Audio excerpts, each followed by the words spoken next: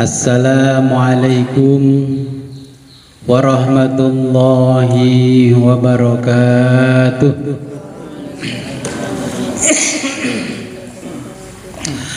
Bismillahirrahmanirrahim. Alhamdulillahi rabbil alamin. Wa bihi nasta'inu ala umuri dunya waddin. Wassalatu wassalamu ala ashrafil anbiya'i wal mursalin wa ala alihi wa sahbihi ajma'in. Amma ba'du, la hawla wa la quwwata illa billahil aliyyil azim. Alhamdulillah, pada siang hari ini kita diberikan kenikmatan oleh Allah yang sangat luar biasa, sehingga kita bisa kembali ngaji kitab tafsir Jalalain. Sebelum kita mulai pengajian ini, marilah kita berwasilah terlebih dulu kepada junjungan kita Baginda Nabi besar Muhammad sallallahu alaihi wasallam dan kepada mualif kitab tafsir Jalalain. Semoga kita diberikan kemudahan dalam memahami tafsir Jalalain ini. Ila hadratin Nabil Mustafa Sayyidina Muhammadin sallallahu alaihi wasallam wa ala alihi wa azwaji wa auladi wa dhurriyyatihi wa alihi jami'an sahabihil kiram. Al-Fatihah. Iya kan.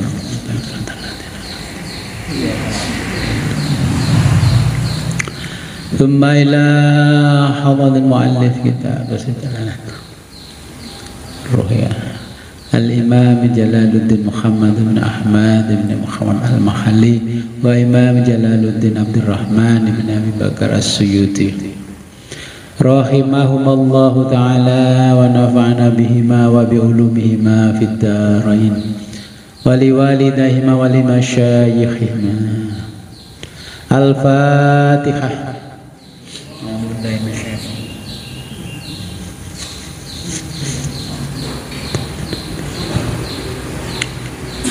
Thumma ila arwahi abaina wa ummahatina wa jaddatina wa jamasyaykhina wa ustadina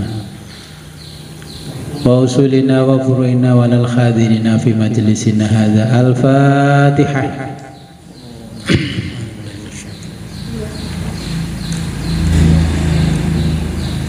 Waladhdallin amin.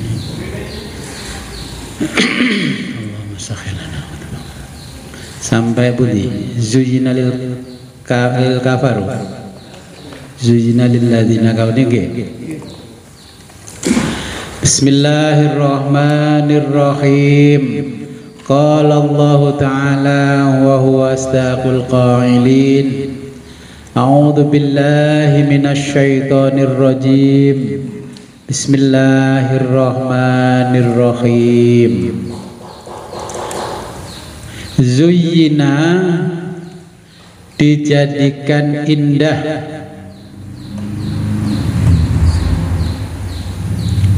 pada pandangan,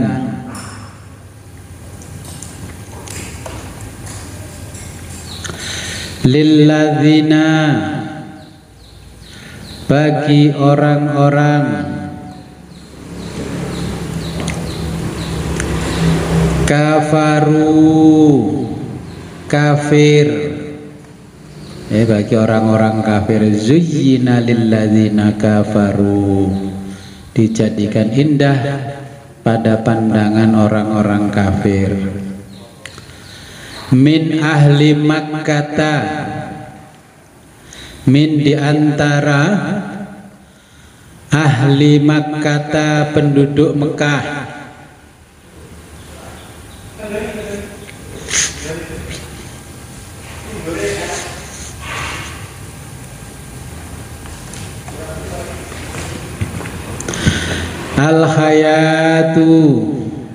Al-hayatud dunya, kehidupan dunia ini.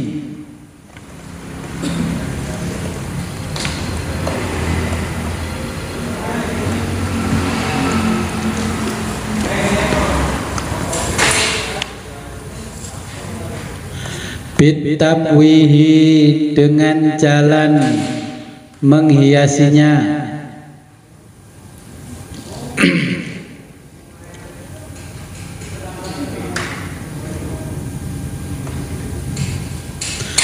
fa'ahabbuha sampai mereka menyukainya,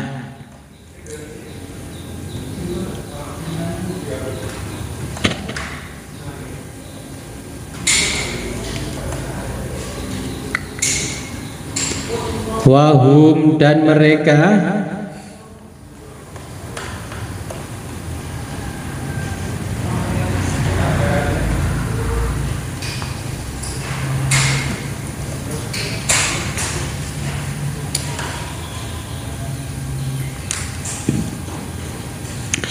yaskharuna memandang hina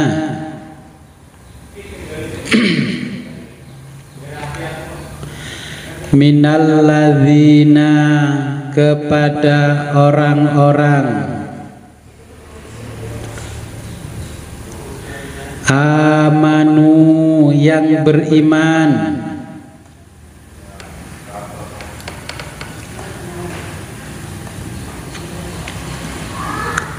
li faqrihim karena kemiskinan mereka,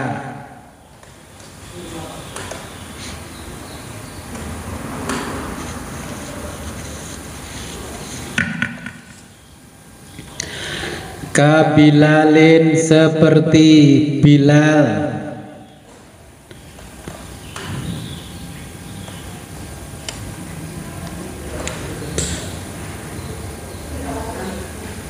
wa Ammarin dan Ammar,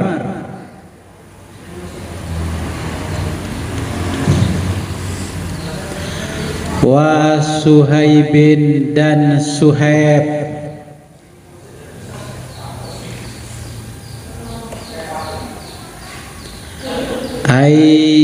yaitu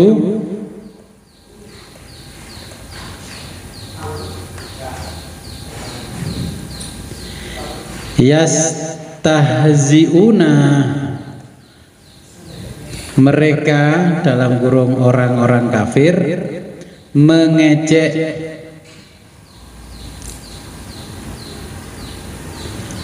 bihim mereka orang-orang beriman,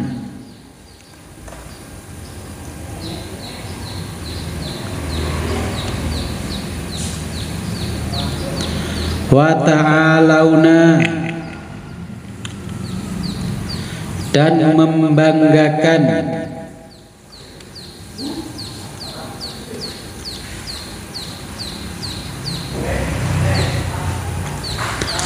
alaihim kepada mereka, mereka dalam kurung Bilal, Ammar dan Suhaib,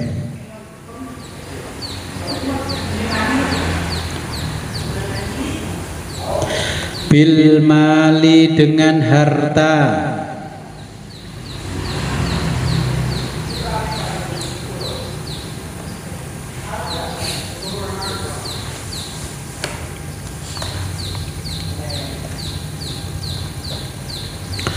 walladzina taqaw walladzina padahal orang-orang ittaqau yang bertakwa,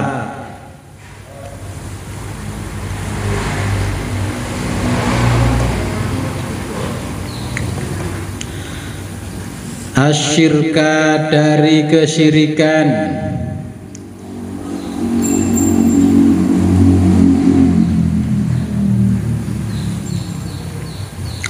wahum dan mereka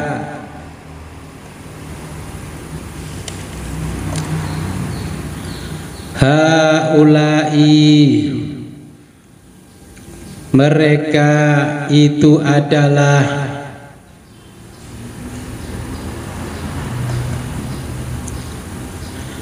fauqahum berada di atas orang-orang kafir, Yaumal qiyamati, pada hari kiamat.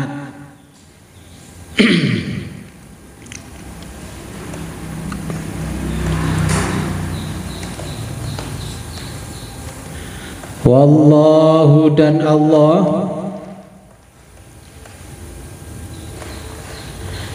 yarzuqu, maha memberi rizki,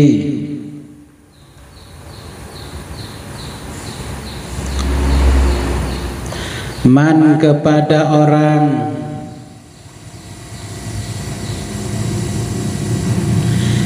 yasha'u, yang dikehendaki atau disukai,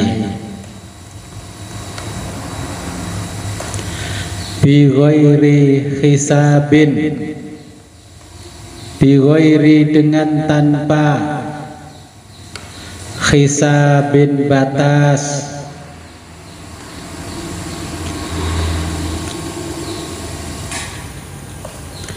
ai, maksudnya rizkon, rizki,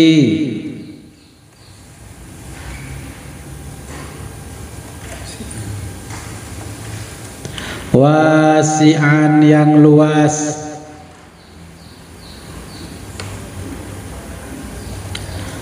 fil akhirati, di akhirat,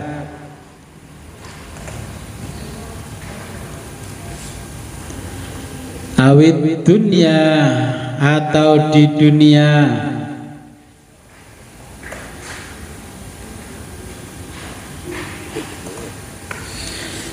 bi ayyamlika, jika ada yang membaca bi ayyumallika,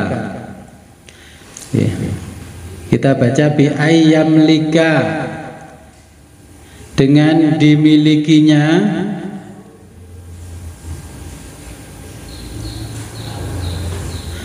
al-maskuru, orang-orang yang dihina, minhum, dari mereka, amwalas sakhirina, amwala, harta-harta, as-sakhirina, orang-orang yang mengejek,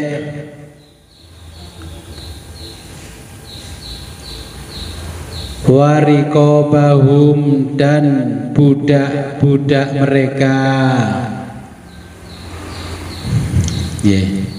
Saya jelaskan dulu, ini ayat ke 212. Dulu ketika Nabi berada di Makkah, nah ini Allah menjelaskan tentang keadaan orang kafir penduduk Mekah. Itu ada orang Yahudi, ya. Ada orang Nasrani, tapi yang dimaksud di sini adalah Bani Israel, ya, orang-orang Israel yang tertarik dengan kemegahan dunia, karena pada waktu itu banyak sahabat Nabi masih miskin-miskin. Mereka, orang-orang kafir ini, menghina orang-orang Islam yang fakir dan melarat-melarat. Sampai sekarang kan sama, kalau orang kaya ya kumpulannya wong kaya, ya. Kayak miskin ya minder, akhirnya kumpul dengan yang miskin-miskin. Ya, saya jumpai hari ini pun juga sama. Kalau orang kaya yang diceritakan, dia cerita punya mobil, punya ini, punya itu, anaknya sekolah di mana. Ini orang kaya walaupun muslim, nggak ada bedanya. Oke. Makanya ini dijelaskan oleh Allah di saat Nabi masih di Makkah, mungkin ya berlaku juga kepada kita saat ini. Oke. Lihat, kalau orang kaya mesti gumbele wong sugih. Umroh aja juga paket yang VIP 50 juta. Kalau orang yang miskin umroh ya wis sing pokoke iso budal nang tanah haram ae, masih bayar 20 juta gak apa-apa. Niku mlampahi waduh lho, tebel lho kene hotel ten kene Masjidil Haram, Masjid Nabawi, ya wis gak apa-apa pokoke aku iso teko kono. Ini gaya ibadahnya orang miskin. Sampai sekarang berlaku. Orang haji juga sama, lek haji biasa 30 tahun. Duit 500 juta, saya daftar besok berangkat. Di sana datang belakangan, pulang duluan. Waktu lempar jumroh nggak wel-welan, naik mobil di atas blung. Nah ya. Jadi dulu ini mengisahkan orang-orang kafir Makkah, ya, mereka selalu menonjolkan kebendaan materialisme. Kalau ada anaknya yang dilamar, pertanyaannya, duwe apa? Pun negeri napa dereng? Ya.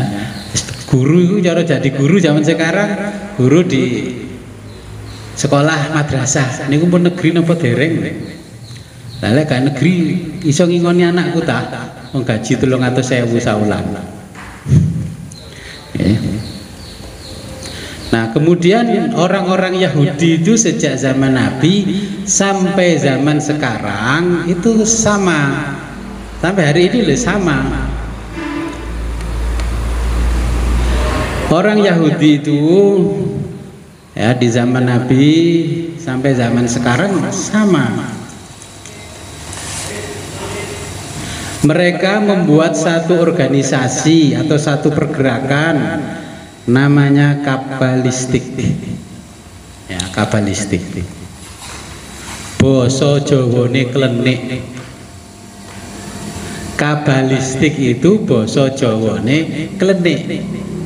Mereka itu membuat satu organisasi khusus ngurusi perklinikan. Jenengan ana wong klenik-klenik malah ora diurusi sajane yang pinter klenik dilumpukno iki, kayak klenik-klenik Jawa iki. Kon iso ngopo? Ini orang Yahudi sampai segitunya. Orang Yahudi mengajarkan ilmu sihir. Orang kabalistik ini mengajarkan ilmu sihir dengan cara membuat raja-raja. Itu kan sering muncul kalau di media, di buku-buku itu kan ada kepala satu, ada segitiga, ada segi empat, terus pager-pager. Nah, itu sebenarnya ini orang Yahudi sejak zaman Nabi, mereka yang membuat gerakan kabalistik. Kabalisme kalau sekarang ini.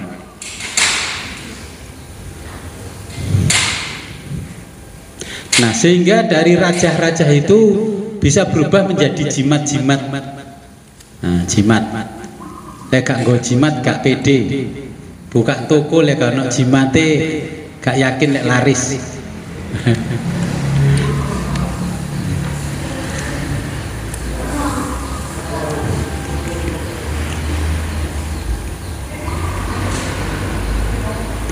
Nah, ilmu ini sekarang ini masih banyak dijumpai di Yaman, negeri Yaman. Ya, di sana itu masih banyak orang Yahudi yang kabalistik ini. Ya. Apakah ini sampai ke Jawa? Sampai.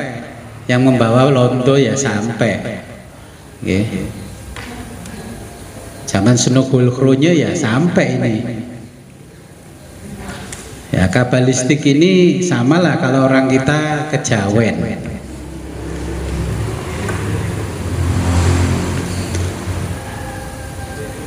Nah, kaum kabalistik, kaum ini ya kabalistik ini sepeninggal Nabi membuat dua organisasi besar. Pertama namanya Freemasonry. Tulisan bahasa Inggrisnya FREE ya free. Terus Masonry MASANRY. Nah, tulis itu Freemasonry. Ini sejak zaman Nabi sampai hari ini masih ada. Ini bergerak di bidang politik. Ini yang bergerak di bidang politik. Jadi Freemasonry ini yang bergerak di bidang politik. Ini lanjutan dari zaman Nabi.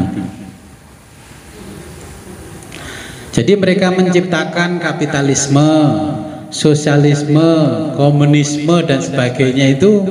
Nah, itu adalah orang-orang Yahudi. komunisme. Jangan dipikir komunis bukan mereka yang membuat, mereka. Tapi orang di dunia ini kan terpengaruh dengan ide-idenya. Padahal mereka tidak menggunakan ini semua, tapi yang ditawarkan pada orang lain banyak yang menggemari. Itulah. Ini organisasi besar dari orang-orang kabalistik itu pertama membuat organisasi namanya Freemasonry, ya. Freemasonry ini bergerak di bidang politik, mereka menciptakan kapitalisme, sosialisme, ya. Terus mereka yang menggembar-gemborkan HAM, menggembar-gemborkan intoleran, ya, terus terorisme dan sebagainya. Nah, mereka dulu membuat satu kebijakan. Uang di zaman Nabi sampai para sahabat, ya, para khalifah setelahnya itu masih berbentuk dinar dan dirham. Mereka mengatakan nggak usah bawa berat-berat emas, diganti saja kertas. Nah, ingat ini uang kita sekarang jadi kertas itu karena mereka, ya. Dulu yang namanya Urwah beli kambing ya 4 dinar, sampai sekarang kan harganya 4 dinar, tapi uangnya tetap naik turunnya luar biasa, makin mahal. Tapi dinarnya sampai hari ini kan sama. Kita negara ini punya bank sentral seperti kita Indonesia, mencetak uang kertas. Tapi bank sentral kita kan diwajibkan punya emas. Sebab seberapa emas uang yang dibutuhkan, dia harus punya tabungan emas. Nah, ini asal muasalnya adalah mereka. Sampai hari ini kita terkena politiknya mereka. Gonjang ganjingnya dunia ini semuanya adalah mereka. Kemarin itu ya mereka. Mereka ini ya dijuluki oleh orang sekarang namanya globalis. Ini sejak zaman Nabi sampai hari ini. Tapi jenengan orang Islam ya jangan gampang kepencut toh kalau ada begitu-begitu. Mereka ngurusi politik, ngurusi ini, jumlahnya mereka nggak besar, tapi mereka bisa menguasai dunia yang luar biasa. Kita yang mayoritas Islam dikuasai mereka.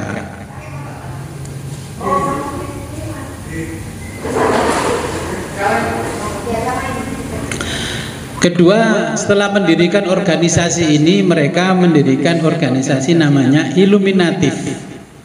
Nah, nanti kalau lihat di medsos, di YouTube, di TV, Illuminasi, Illuminatif, ya inilah yang dijelaskan.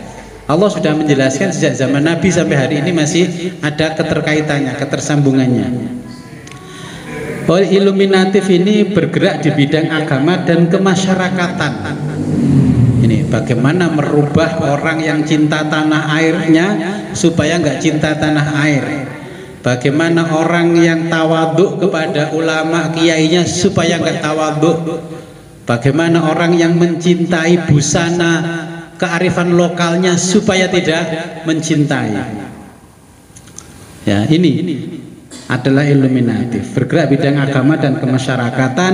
Mereka bergerak untuk melakukan persekongkolan dengan pemerintah-pemerintah, organisasi-organisasi besar di luar pemerintah, organisasi kemasyarakatan, organisasi keagamaan, lembaga swadaya masyarakat. Di dalam agama, mereka mempengaruhi satu kelompok untuk dibenturkan dengan kelompok yang lain. Contoh, kalau kita di Indonesia, kita bilang Indonesia saja, kita mayoritas Ahlus Sunnah wal Jamaah. Mereka menciptakan orang-orang yang menjadi pesaing dan dibenturkan. Ahlus Sunnah wal Jamaah senengani ziarah wali, tahlilan. Ziarah wali saja di sini tuh 1 bulan bisa 5 kali. Mereka tahu kalau orang-orang ini senengani ziarah wali. Nah, mereka membuat satu organisasi ya Islam, tapi mereka yang membentuk. Supaya wong-wong sing ziarah wali mah nggak seneng ziarah wali dikatakan itu bid'ah, tidak ada contoh di zaman Nabi, itu khurafat.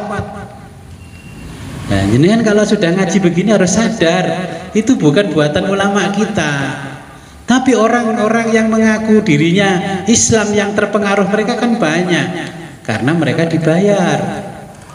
Sejak zaman Nabi sama. Tidak ada contoh di zaman Nabi haram, bid'ah. Gitu. Sering mireng nonton toh? Ngaji dibuka dengan baca Fatihah, nggak ada dalilnya. Kalau dekat sama saya asap boto cangkeme. Ado-ado teko Arab nang Indonesia cuman bikin heboh. Ya. Nah, ini bentukan. Ya. Di zaman dulu Indonesia sebelum merdeka, di zaman eranya Mbah Hashim dan generasi sesamanya masih mondok di Arab itu kan masih Ahlus Sunnah. Lah Ahlus Sunnah tumbang karena apa? Digantilah dengan Wahabi. Wahabi itu ya sama dengan yang diceritakan ini.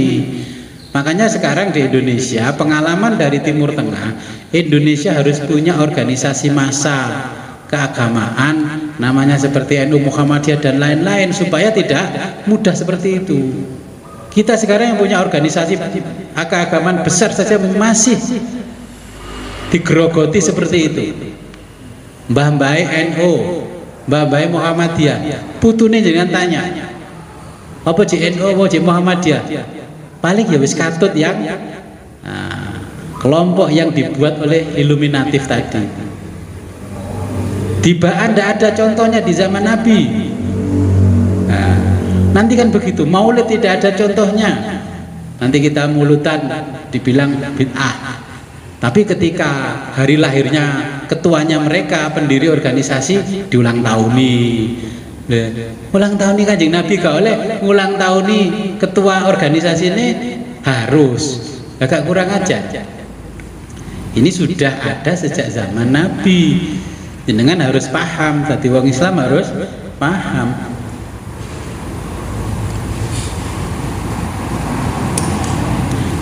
Satu sisi contohnya, contoh orang-orang yang dipengaruhi iluminatif itu gampang ngafirno kancane.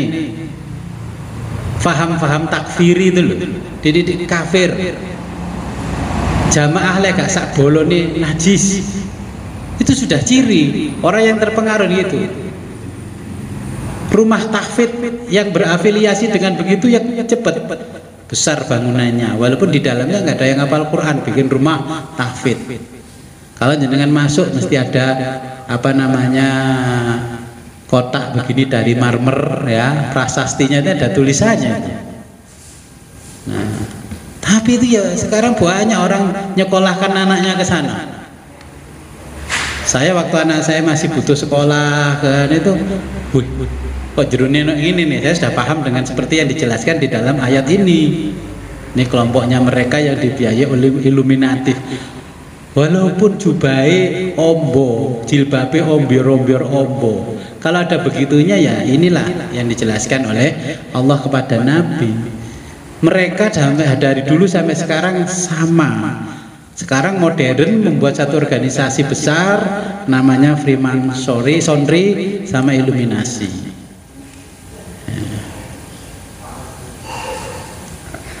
Nah ini ngaji tafsir tapi nggak hanya maknanya ya, keterkaitan sejarahnya. Sudah pernah mendengar kisah ini dua hal ini? Belum. Nah mangke jangan kalau mendengar ini hati-hati. Oh iki aja jare Gusti sing kaya ngene iki. Pokoknya ciri ini lek gampang ngafirno kancane, yaitu pengaruhnya.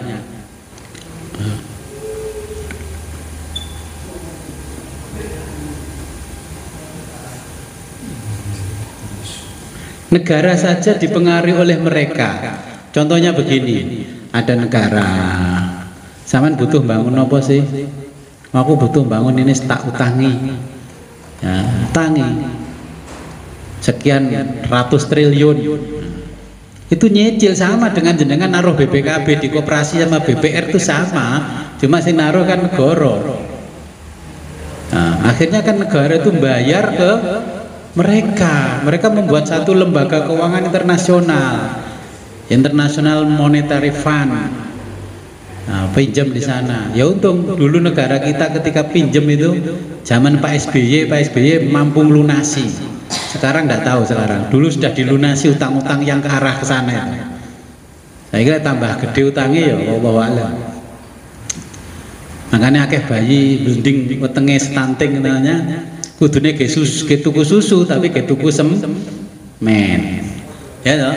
Kudune mbae iki nukokno susuan putune tapi saiki ge tuku semen mergo mbae pengin numpak tol. Jenengan harus paham seperti itu. Jadi di zaman Nabi muncul di zaman sekarang ganti baju namanya Freemasonry sama Illuminatif atau Iluminasi. Lah mereka itu ya yang Freemasonry ini membuat aliran klenik-klenik ngajari ilmu sihir karena mengadopsi ilmunya Fir'aun, mulai hipnosis ya, terus membuat raja-raja main kartu tarot itu dipakai terus ini terus geng ramal wong ini ya. Terus mereka menciptakan orang-orang tertentu, wah arek cilik-cilik anak kecil-kecil ini dia mengatakan oh ini indigo ini bisa menembus batas saja nih ya kawan indigo itu. Kalau indigoan di Jawa kan banyak gampang kesurupan itu kan ya. Nah indigo dulu itu ketika Amerika kalah perang, Amerika menciptakan anak-anak buahnya itu dianggap bisa meneropong masa depan bahwa Amerika akan menang. Itu sebenarnya rekayasa, indigo beneran nggak ada. Bahkan dulu ketika perang banyak tank-tank kayak jungkir balik hancur-hancur, sebenarnya itu tank-tank buatan ditembaki supaya musuhnya takut. Paham ya? Freemasonry itu pokoknya yang urusan klenik-klenik. Wong Islam ditawani, ini dunia pendidikan Islam. Pak, Bu, kalau anaknya males belajar sini saya ajari bagaimana anak-anak semangat belajar. Apa ilmunya? Nih, saya ajari ilmunya namanya parenting. Di dalam parenting ada ilmu lagi, di dalam namanya hypno-parenting. Hipno itu kan sihir, hipnosis itu sihir. Jadi orang tua diajari bagaimana mensihir anaknya supaya anaknya muanut tunduk tunduk kayak orang digendam, ya. Supaya kayak pitik jelas muanut sebelum wajar. Nah, tapi kalau kebanyakan dihipnosis, ya otaknya anak jadi lemah, ya, karena yang dipengaruhi alam bawah sadarnya. Kalau Nabi kan tidak pernah seperti itu. Nah hal ini kedua organisasi besar ini di zaman Nabi. Nah yang urusan klinik mengklinik kan mensihir Nabi. Nabi kan pernah disihir loh. Sampai istrinya Aisyah masuk ke kamar aja ditanya kamu siapa? Loh, aku Aisyah. Aisyah siapa? Ya Aisyah istrimu. Loh, bayangkan kelasnya Nabi aja begitu. Sampai sing dadi kiai bunyai gak percaya ono sihir kan ya kebangetan. Akhirnya ngilangi sihirnya golek dukun supaya kon ngilangi sihir. Siapa orang yang mensihir dan paling terkenal di zaman Nabi itu? Orang yang mensihir di zaman itu namanya Labid bin Aqsam. Sekarang kadung ngapal Quran mau ode-ode seperti itu jadi ini sihir, gila disihir dewe bingung. Nabi aja disihir orang Yahudi. Kita jangan meremehkan. Ulama kita juga punya ilmu untuk menandingi mereka. Kita jangan termakan propaganda mereka itu mistik, itu magic. Ini ilmu yang selama sanatnya sambung kepada Nabi ya bukan magic. Untuk tandingan sihir mereka maka dinamakan mukjizat. Mukjizat itu ijazah artinya melemahkan. Sihir artinya sakhara juga melemahkan. Sakhara itu melemahkan lawannya. Akhirnya Allah menggunakan istilah mukjizat. Mukjizat itu berarti juga melemahkan sihir. Itu. Pun Gus, utek kula nikan isine wis Quran 30 juz. Napa mungkin kula dileboni sihir? Lho Kanjeng Nabi aja kelebonan sihir, masa sampean sing hafal Quran 30 juz ate gak ditembus karo ahli sihir yang dari orang-orang Freemasonry ini. Mereka mengajari nyihir orang, ini pakai boneka. Nah, digambar si fulan bin fulan sama fulan bin fulana. Diwacakno montro-montro, cubles motone, cubles ndase. Akhirnya ndase ngeluh wae. digawa nang gone lab, mboten enten penyakite sampean niku. Kakek mikir ya, ngono mesti dokternya bilangnya begitu. Padahal itu akibat dari mereka. Aman lah, gak percaya adanya ini, nanti di rumah siapa yang siap saya coba dari sini. Tak cublesno sirahe kalau mesti dokter mengatakan migrain. Saman migrain kelas berat iki, lambungnya munggah dhuwur. Saya pelajari apa yang mereka pelajari supaya saya tahu. Ada orang kena ususnya busuk, bosok, katanya kena infeksi saluran usus. Enggak. Kalau orang bisa seperti itu, saya mangkel sama jenengan, tak jurus pedot usus dari jarak jauh, ususnya mesti luka. Dari luka itulah jadi infeksi. Diteropong sama alat kedokteran, ya nggak masuk karena itu bukan ranahnya medis. Nah, makanya ketika Nabi disihir seperti yang saya ceritakan ini, Allah memerintahkan Jibril untuk menyampaikan surat Qul a'udzu birabbil falaq min syarri ma khalaq wa min syarri ghasiqin idza waqab wa min syarri naffasati fil uqad. Jadi kenapa wa min syarri naffasati fil uqad? Mereka itu kan dulu suka nali-nali buat tali wangsul ya, tali pati dan sebagainya, terus digambar-gambar dirajah untuk ngerajah Nabi. Lepasnya itu ya karena Allah menurunkan itu. Nggih. Aman ditaleni ini perasaan loworo, dodone koyok loworo ya kan. Jarine dokter, wah ini serangan jantung ini, Bah. Padahal jenengan diantem sihir dari jarak jauh. Apakah sekarang masih ada? Banyak, malah masalah dibutuhkan orang modern. Ratu sihir siapa? Ratu sihir itu di zaman dulu namanya Fir'aun. Fir'aun itu di dalam menjalankan kepemerintahannya, konsultasinya kepada ahli sihir, bukan kepada ulama, bukan kepada ahli perencana kota, ahli ilmu politik, enggak.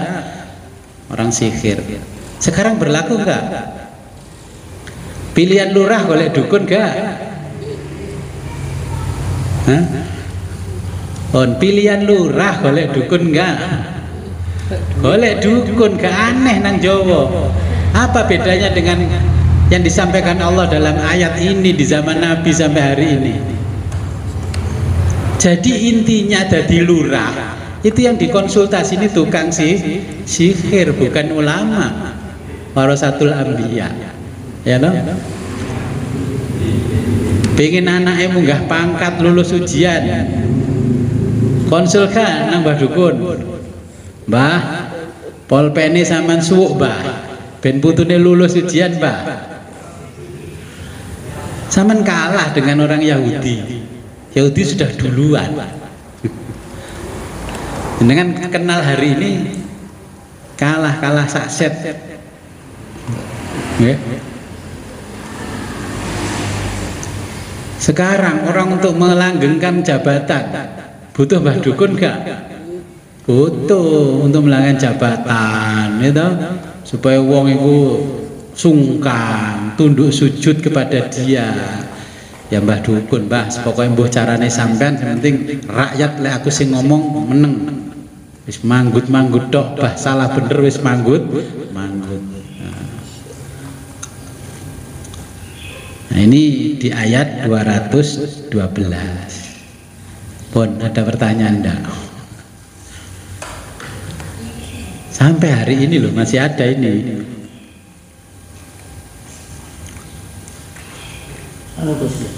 Orang-orang diciptakan seperti ini dulu, nopo memang kalau ngaji ngomong iman atau kira-kira.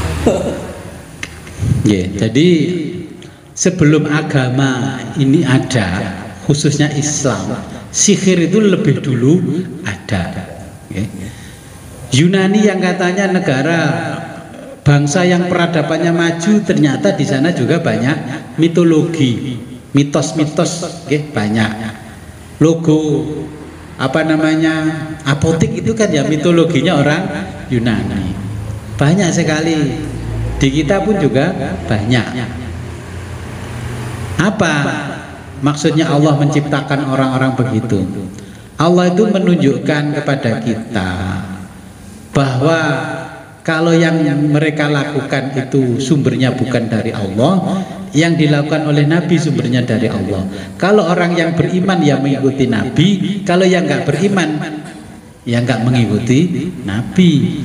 Di ayat-ayat sebelumnya kan di Makkah diceritakan, di sana itu ada 3 golongan: mukmin yang sejati, mukmin yang biasa, mukmin yang anut grubyuk.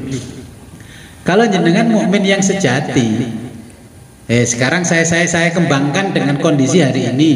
Jenengan punya sekolahan, persaingan sekolahan luar biasa ketat golek muridé. Kira-kira gen nekakno murid butuh mbah dukun apa enggak?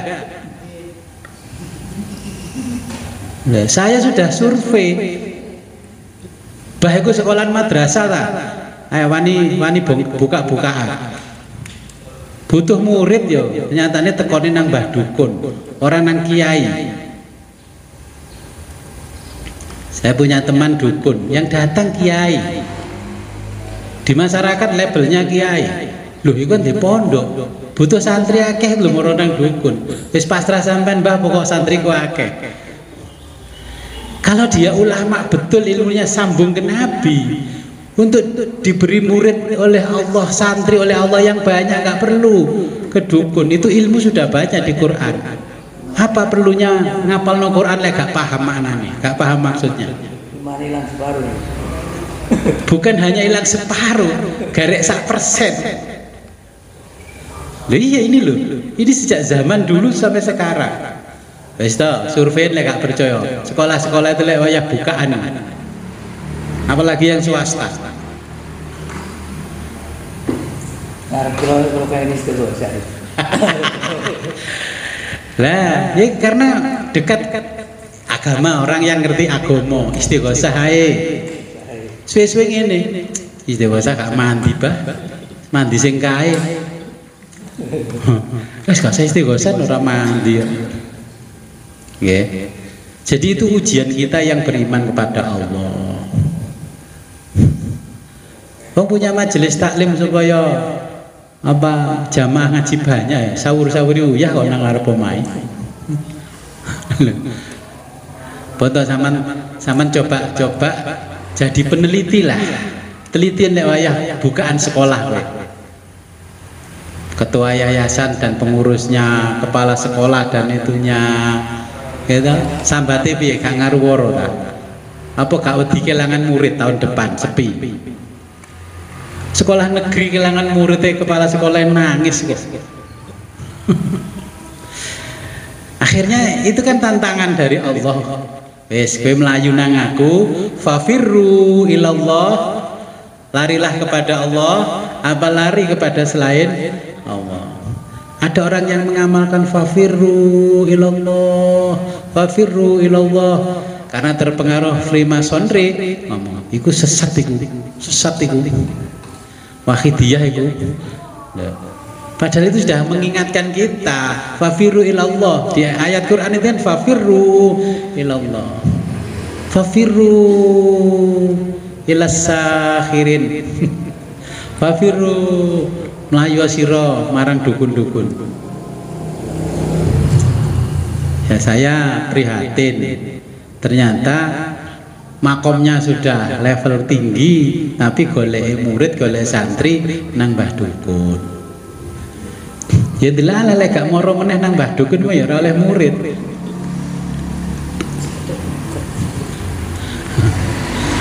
Tapi nggak usah ditutup-tutupi, wong saya pernah jadi ketua yayasan. Masih yang namanya rumah sakit. Dan pikir entah-entah apa ya kayak pasien mlebu rono. Rumah sakit itu sama, manajemennya persis hotel, kamarnya kosong ya wis rugi.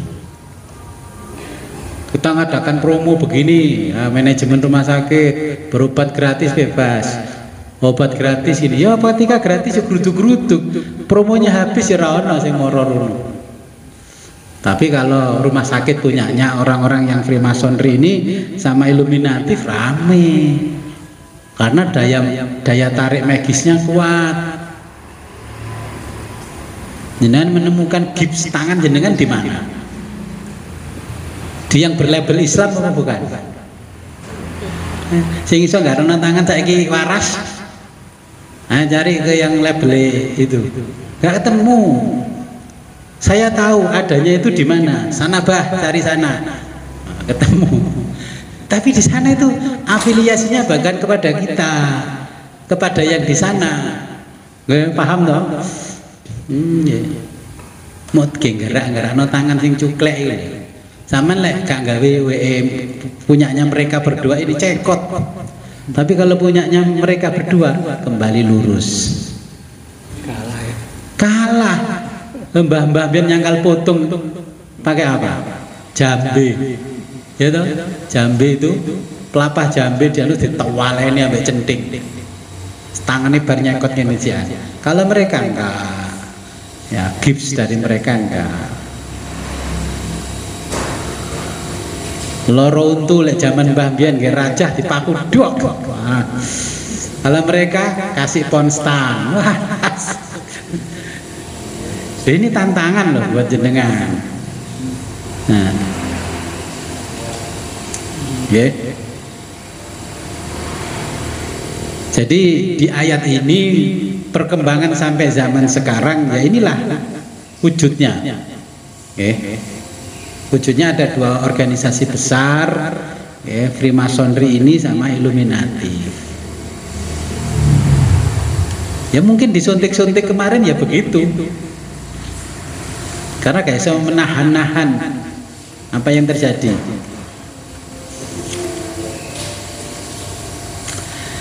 Oke, saya lanjutkan.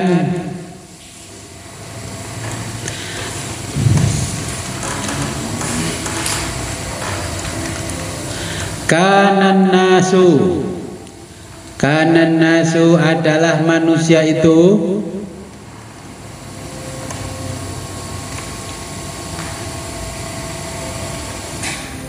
ummatan umat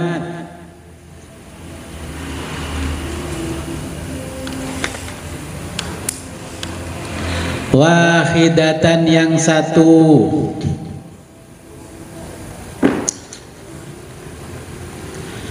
alal imani dalam keadaan iman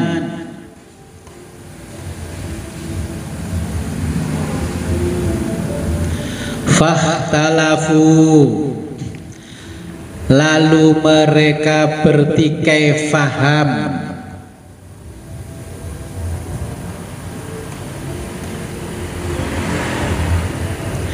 bi'an amanah bi'an sehingga amanah beriman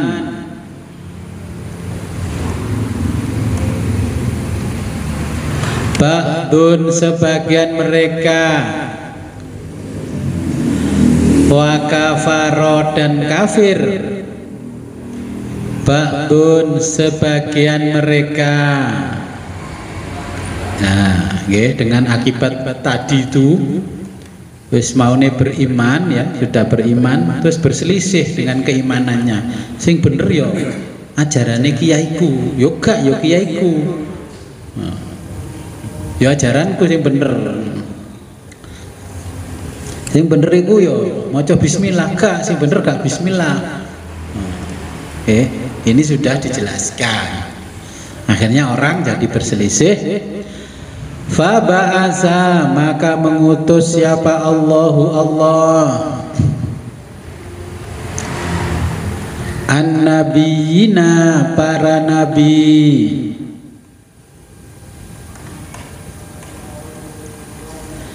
ilaihim kepada mereka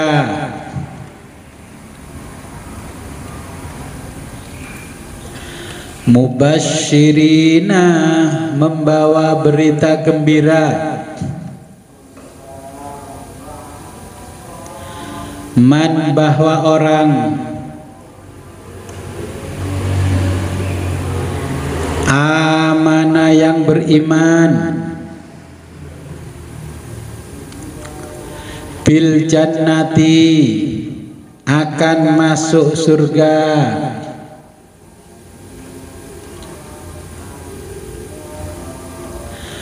wa mungdzirina dan peringatan,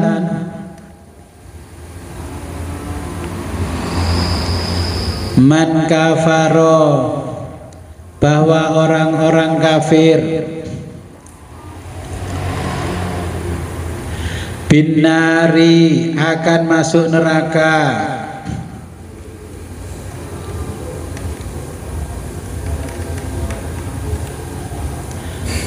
wa anzala dan menurunkan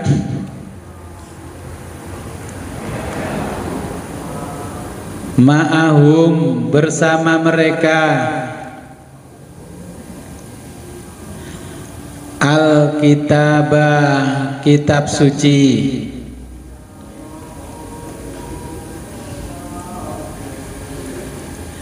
bima'nal kutubi dengan arti al-kutubi kitab-kitab, bil haqqi dengan benar,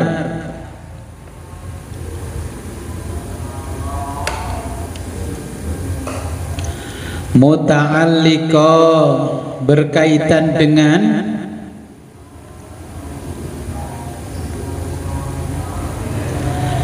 bi anzala menurunkan,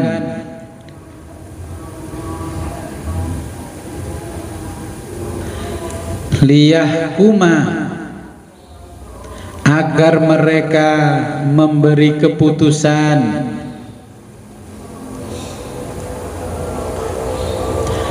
bihi dengan kitab itu,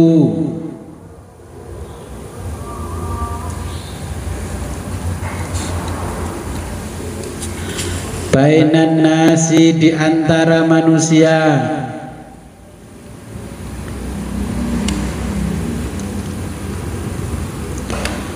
fima di antara perkara,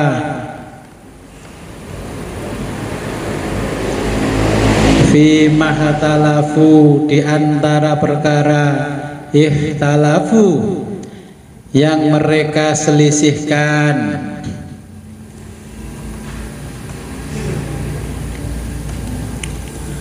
fihi di dalamnya,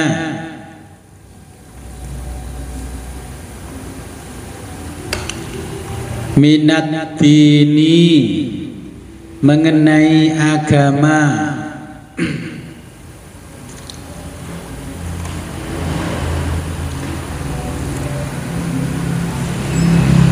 wa makhtalafu fihi, wa ma dan tidak, ikhtalafu berselisih, fihi tentangnya, ayat dini ya ad-dini mengenai agama itu,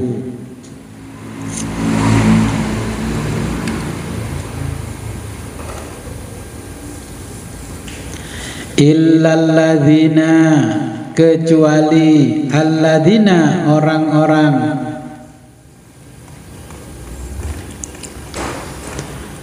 utuhu yang diberi kitab,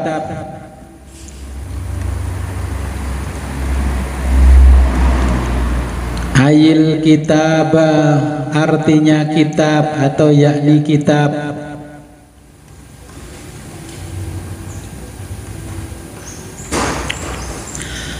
fa'amana maka berimanlah ba'dun sebagian, wa kafaro dan kafir, ba'dun sebagian,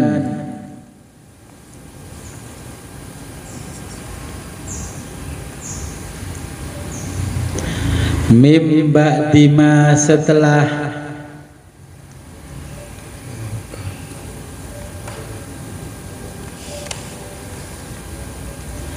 ja'at humul bayyinatu, ja'at hum datang kepada mereka Al-bayyinatu, keterangan-keterangan yang nyata.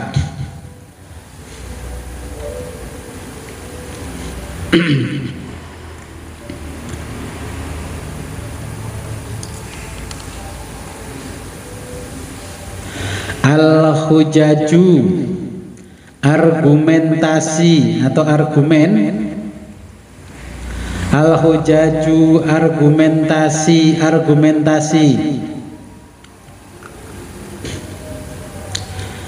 Al-dhahiratu,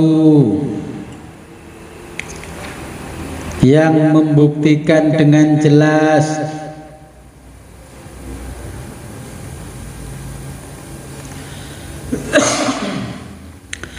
Alat tauhidi, tentang ketauhidan.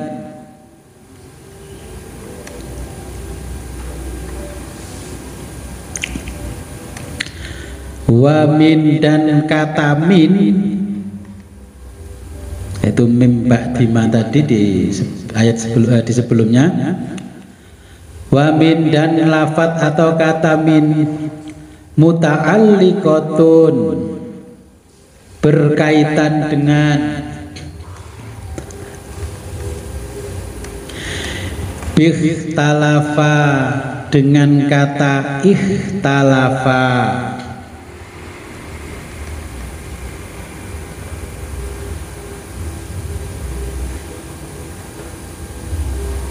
Wahia, yaitu wama, dengan lafadz atau kata, ba'duha, sesudahnya,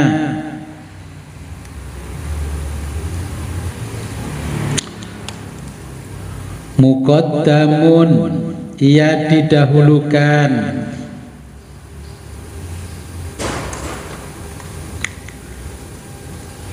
alal istisna'i, atas istisna atau pengecualian.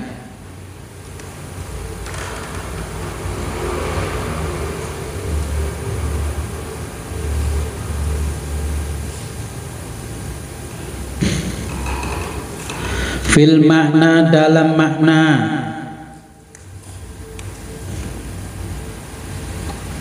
Bagian, karena kedengkian.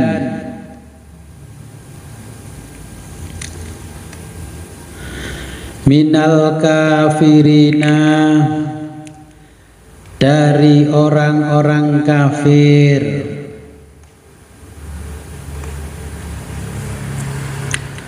Bainahum, sesama mereka.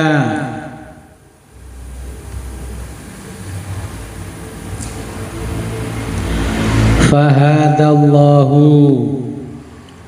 maka menunjuki, siapa Allahu, Allah, atau maka Allah menunjuki alladzina, kepada orang-orang, amanu, yang beriman. Lima, mengenai hal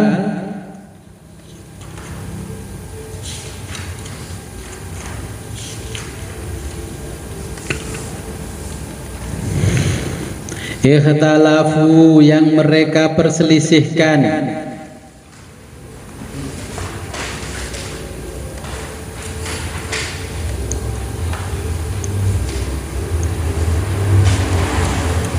Fihi, pada itu.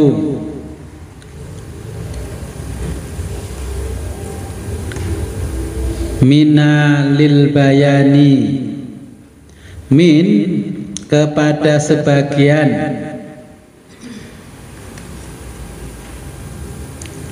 Lil bayani, penjelasan.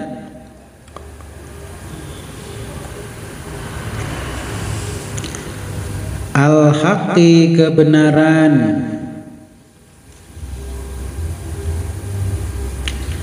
Bi'idnihi, dengan izinnya.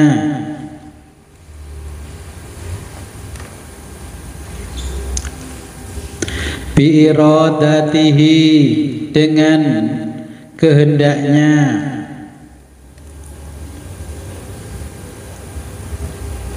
wallahu dan Allah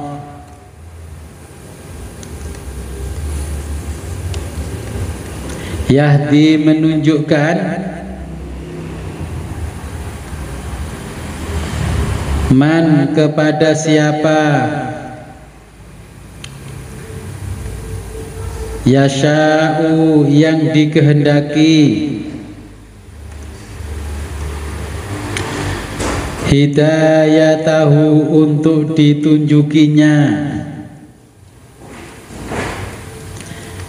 ila siratin ke jalan mustaqimin yang lurus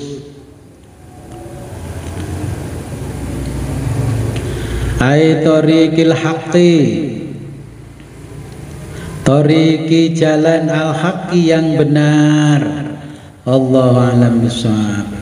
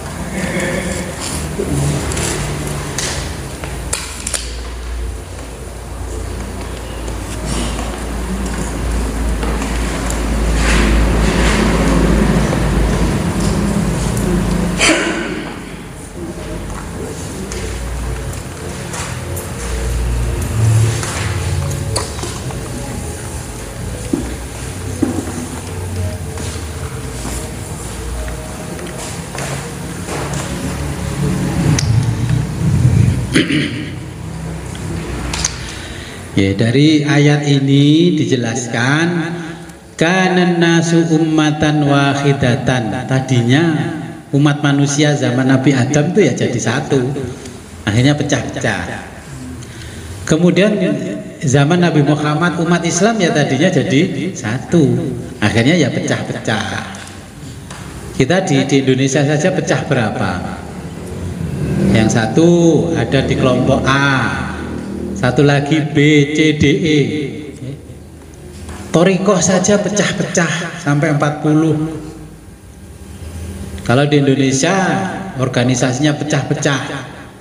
Ada Muhammadiyah, ada NU, ada Al-Irsyad, Persis, LDII. Yang kecil-kecil malah nggak terhitung. Ya, pecah-pecah semuanya. Thariqah saja yang Mu'tabaroh di bawahnya NU ya pecah jadi berapa itu? Kemarin kumpul di Pekalongan sufi-sufi di dunia. Terus yang bertasawuf tanpa berthariqah ya berapa? Termasuk jenengan. Ya ini pecah-pecah. Gak usah gumun, gak usah kaget. Yang pecah di A mengatakan bahwa yang benar adalah kami, yang di B mengatakan yang benar adalah kami, sampai Z kata-katanya sama. Terus orang yang tidak mau di situ ngomong begini, ini sejak zaman Nabi ya sampai zaman sekarang, kata-katanya mirip, ngomong surga neraka koyok ponakane Gusti Allah. Loh, iya nanti lihat saja kalau nggak percaya kata-kata saya. Akan muncul orang-orang karena apa? Pusing, sopo sing dinut manut A ini, manut B ini, manut C ini, manut D ini. Kalau dulu yang dinut kan langsung Kanjeng Nabi sentralnya. Nah, akhirnya gak milih. Model-model jenengan saya ini kan gak milih akhirnya. Melok sopo ya bingung. Terus yang judek akhirnya lah ngomong no surga neraka abot kan banyak orang yang mengklaim dia dapat surga. Koncone lek gak pate ibadah, gak pate melok ngaji, neraka. Terus akhirnya nggak mau di situ, ngomonglah wong-wong kaya ponakane Gusti Allah yang ngomong ngono kuwi. Gitu. Nah itu juga akhirnya dimanfaatkan oleh organisasi besar yang tadi itu. Dengan dimanfaatkan. Melo aku penak, butuh pendanaan piro sih tak danai. Butuh nggih madrasah tak danai. Akhirnya kepencut enggak? Berkarir di organisasi A, karirnya macet. Organisasi B macet, pindah B macet. Akhirnya bikin sendiri organisasi. Ya. Sebenarnya kalau kita lihat organisasi yang bermunculan setelah Indonesia merdeka, itu banyak ya yang berkarir di NU Muhammadiyah macet, terus ada penawaran baru. Wis timbang kowe gak kanggo nang kono tak kei kan dhewe apa? Jamaah Tabligh. Nah, di Jamaah Tabligh dia jadi imam besarnya. Wis nang kono macet kene malah tak dadekno khalifah. Lah. Ya toh? Loh, kalau nggak percaya ya diteliti sendiri, telitin orang-orang yang mencelok kesana kemari itu. Ini yang tadinya satu sekarang pecah-pecah, memperselisihkan agamanya. Yang skalanya besar dulu zaman Nabi, ya. Akhirnya Nabi wafat, ada muncul yang namanya Ahlus Sunnah, orang yang mengklaim dirinya paling mengikuti Nabi. Terus yang mengklaim dirinya paling mengikuti Ahlul Bait namanya Syiah. Orang yang mengklaim tidak mau ikut-ikutan, pokoknya kembali ke Quran, hadis. Jangan ikut ulama, ulama itu manusia biasa. Kan ada juga yang begitu. Nah ini pecah-pecah. Ikuti saja, enggak usah ikut madhab. Imam Syafi'i, Imam Hambali, Maliki, Hanafi sama dengan kita, sama manusia. Kita kembali ke Quran, hadis. Begitu enggak sekarang? Gitu. Terus hadis mana yang sampean ikuti, sampean yakini kebenarannya? Ya saya ikuti hadis yang sahih, sahih Bukhari sama sahih Muslim. Gitu. Nah sampean ngerti sapa gurune Imam Bukhari Muslim? Gurune kuwi Imam Syafi'i. Lah kowe mau gurune kok mau kongkon melok murite. Hadis-hadis yang diriwayatkan itu kebanyakan hadisnya imam madhab. Dicari kebenarannya, diteliti oleh Imam Bukhari sampai keliling dunia, gitu. Makanya jangan salah keliru. Itu orang-orang yang terpengaruh dua organisasi besar yang itu. Organisasi itu tidak muncul di permukaan, tapi di belakang layar.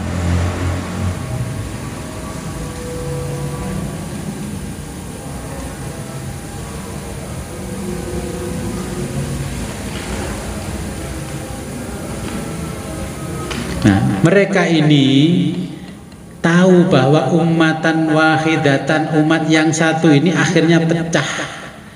Wes, karena rebutan iman, terus berdebat tentang keimanannya masing-masing. Mereka mengatakan aku bener, yang satu bener. Ini aja jalan, sana masjid NU, kini masjid LDI. Ini contoh di Indonesia. Ya gak percaya gak tak terno nangetan. Depan iki masjid. Gitu. Ya, seperti ini ummatan wahidatan akhirnya ikhtalafu bi an amana. Ini sekarang masih bisa kita rombongan datangi. Kemarin waktu apa? Karnaval anak saya, istri saya saja gelo. Oh, japal aku dalane. Nah, iki nggone Gus iki aku kenal iki sing iku Masjid Etan ya kenal, Masjid Kulon ya kenal. Loh, masjidnya sama-sama besar.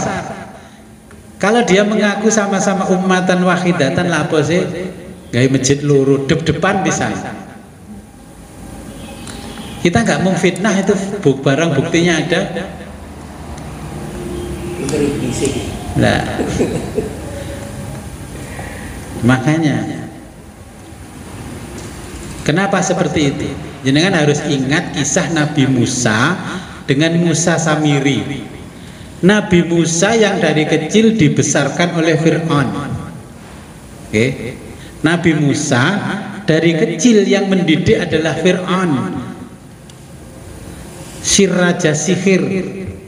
Oke. Raja yang menjadi raja sihir. Tapi jadi nabi. Musa Samiri yang dididik oleh Nabi Musa dari kecil murtad. mengajak orang-orang menyembah sapi. Kenapa seperti itu? Iki lho sing dididik Fir'aun malah jadi nabi. Sing dididik nabi malah jadi murtad. Sama dengan gini, iki sing dididik begenggek nang tengah-tengah komplek malah jadi kiai gede. Iki sing dididik kiai nang tengah-tengah pondok gede malah murtad. Nabi Musa dipanggil Allah ke Gunung Tursina untuk menerima wahyu Taurat selama 40 hari ditambah 10 hari. Pulang-pulang Musa Samiri menyembah sapi dan orang-orang dipengaruhi menyembah sapi. Ketika Nabi Musa pergi, kakaknya namanya Harun di Bekasi, Kang Jogon wong Bani Israel iki ya ben gak musyrik. Aku tak memenuhi panggilannya Allah.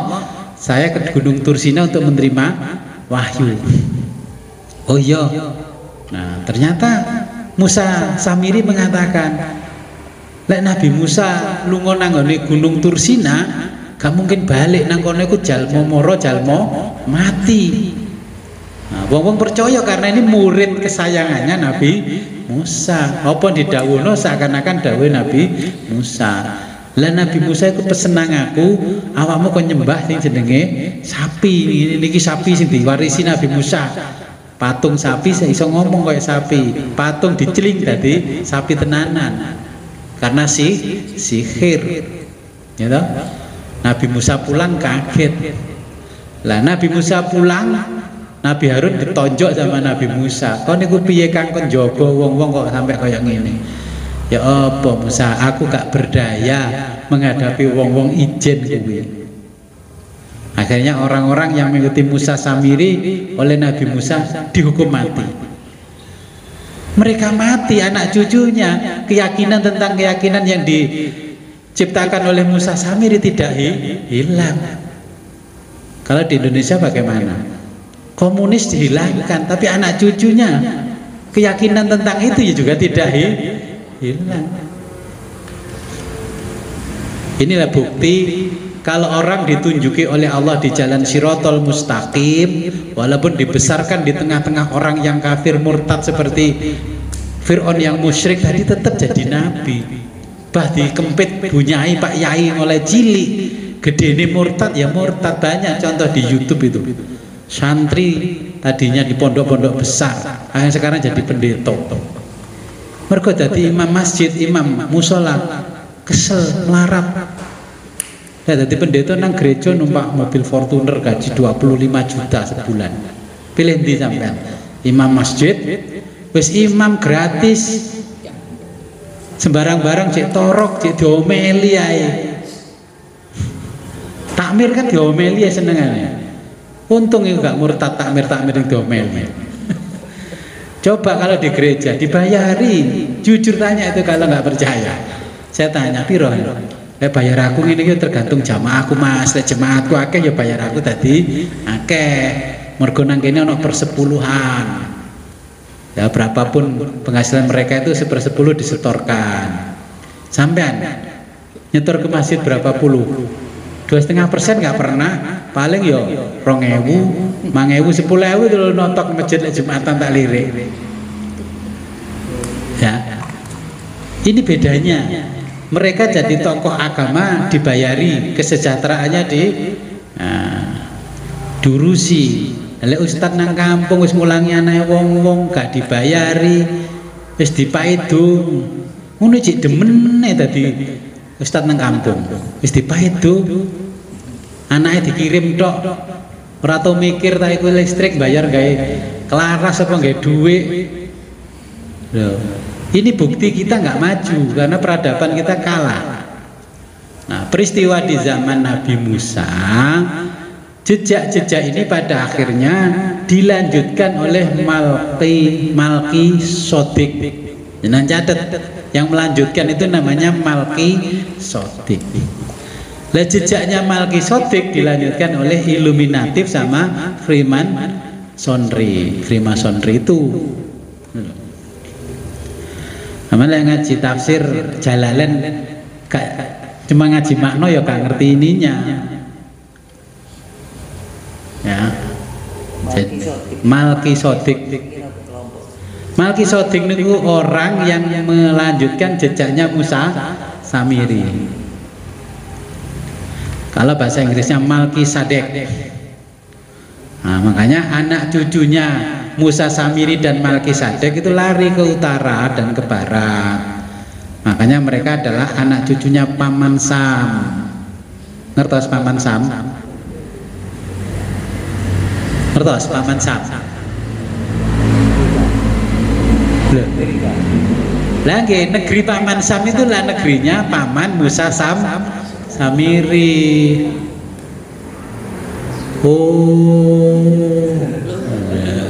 Belum goleh.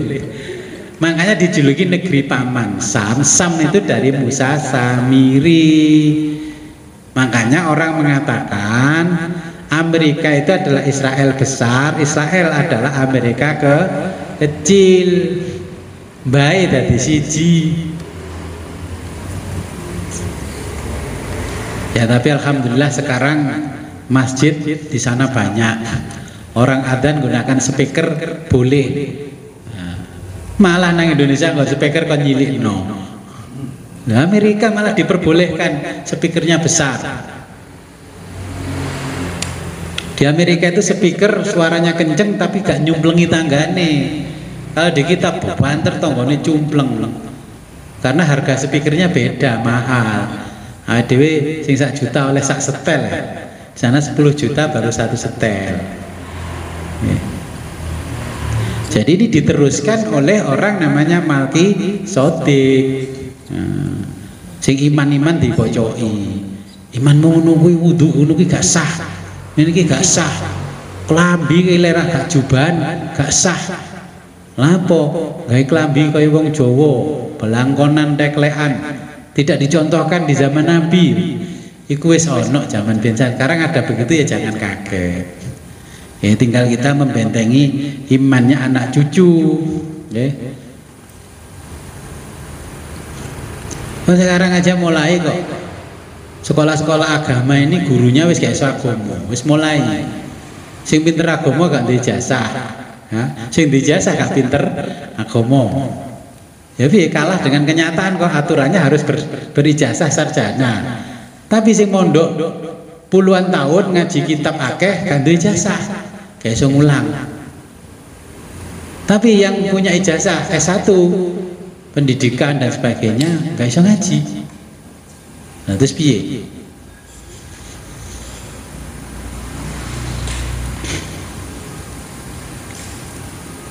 Nah jejak Malkisodik ini sampai sekarang diikuti oleh orang-orang dalam mempropagandakan hiruk pikuknya dunia. Hiruk pikuk dunia ini ya orang-orang yang mengikuti jejaknya Malkisodik. Mulai fashion ya mereka. Wong wedok-wedok dikeok baju ngene-ngene, melok kepencut. Potongan rambut ngene, melok kepencut. Jilbab kudu ngene, melok kepencut. Anak putune Malkisodik gawe tren jilbab seret gaduke ngene. Urusan makanan orang-orang yang ikut jejaknya Malkisodik, makanan lekak nang McD, makanan-makanan fast food seperti itu, KFC. Makanan-makanan seperti itu warisnya minta ampun masih larang. Coba nanang diobral 6.000 rene wong moro. Karena gak mengikuti Malkisodik, gitu.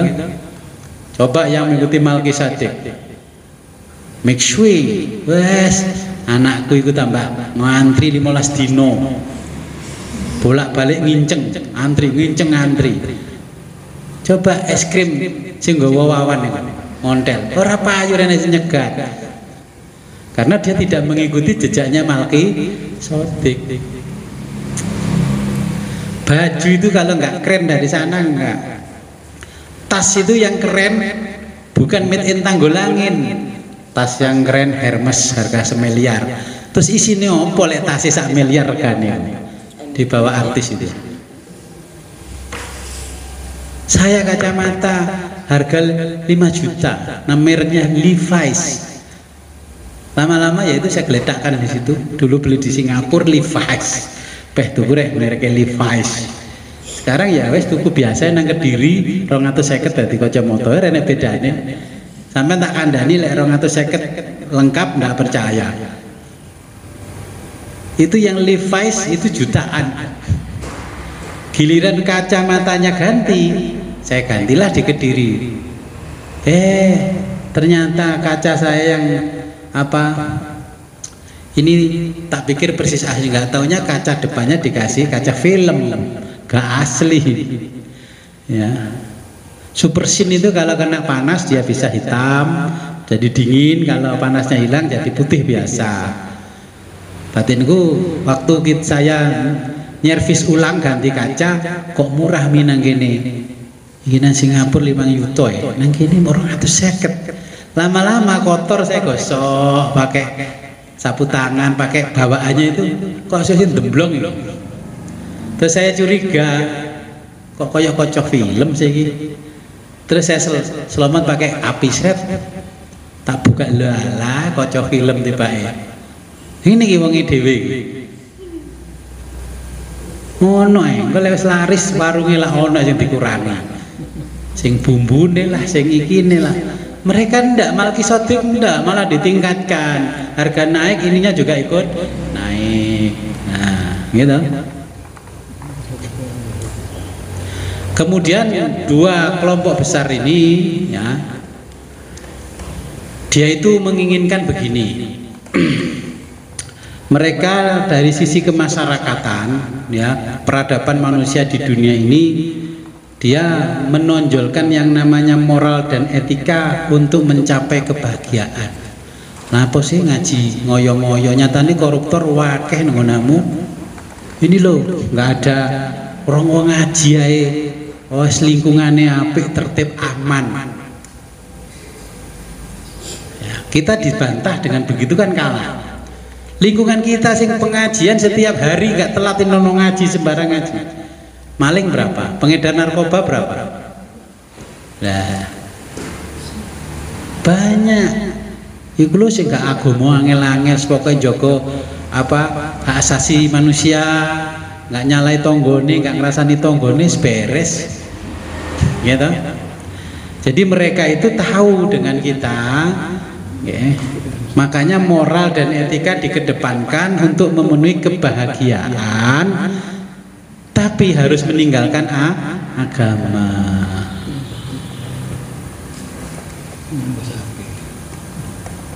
Lihat itu penjara, siapa yang paling banyak di dalam itu? Ya mesti ae, masa mayoritas kita Islam ya mesti ae sing akeh ya wong Islam. Lah kita pergi ke Amerika, ke Inggris, sapa sing paling akeh? Nah.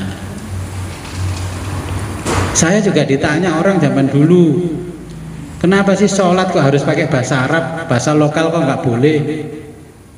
Coba nyanyian kalau ditanya grup mereka, gimana jawabannya? Bah, sholat kan harusnya pakai bahasa Jawa kan boleh, bahasanya boleh. Tuhan kan yang maha tahu. Masa kalau ketika kita pakai bahasa Jawa nggak tahu Tuhan, nggak paham? Ini nah, semono ki gak beriman sampai anes melok aku ae. Sama oleh jatah saulan 3 yuta. Nah, lek melok arek-arek sama oleh 600 3 wulan. Jadi potong-potong. Bayangkan mereka sampai segitunya. Coba jenengan bagaimana jawabnya kalau ditanya mereka? Kenapa Islam itu nggak boleh sholat menggunakan bahasa lokal? Padahal Tuhannya Islam itu yang maha tahu, al-alim, maha tahu.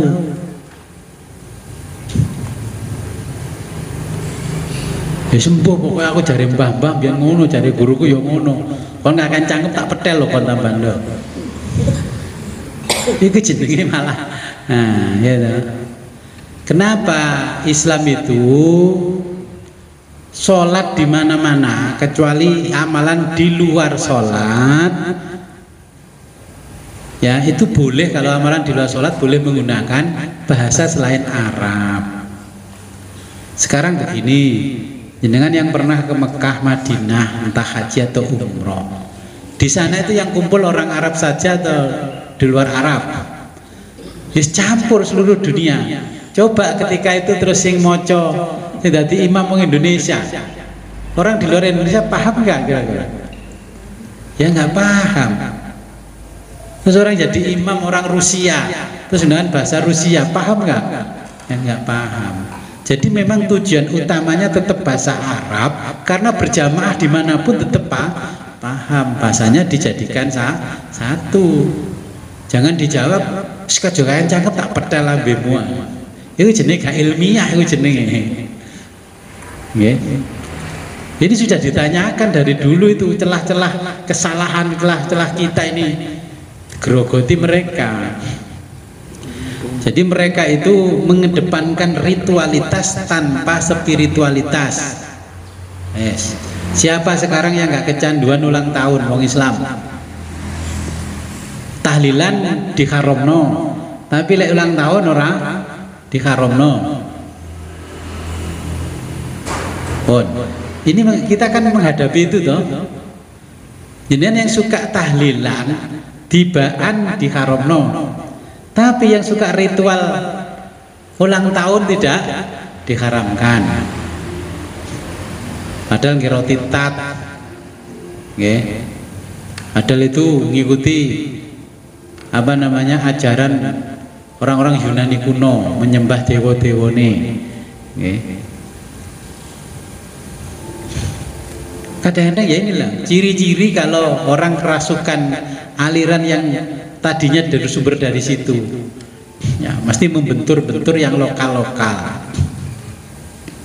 Jadi ritualitasnya tinggi tanpa spiritualitas. Wis ngibadahe, gak usah ngono-ngonoan. Itu syirik. Itu artinya ritualitasnya tinggi tapi tanpa spiritualitas. Oh ibadah bengi tangi sampai ngetok begini, tapi nilai spiritualitasnya tidak ada.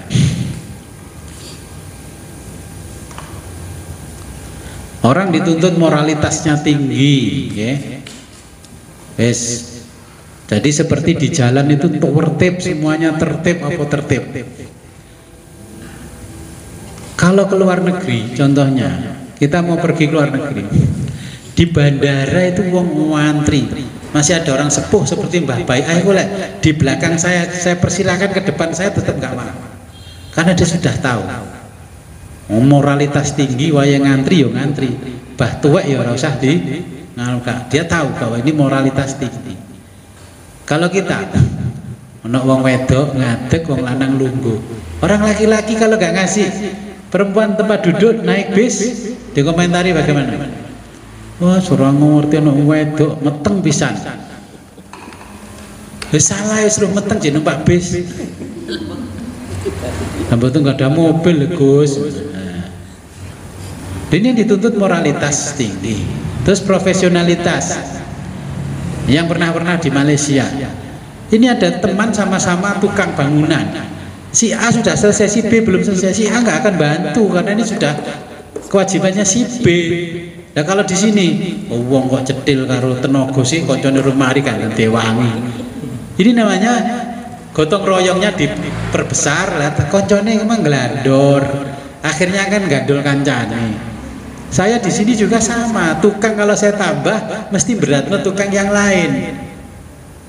Makanya gak tambah tukang karena profesionalitas tidak dijunjung tinggi.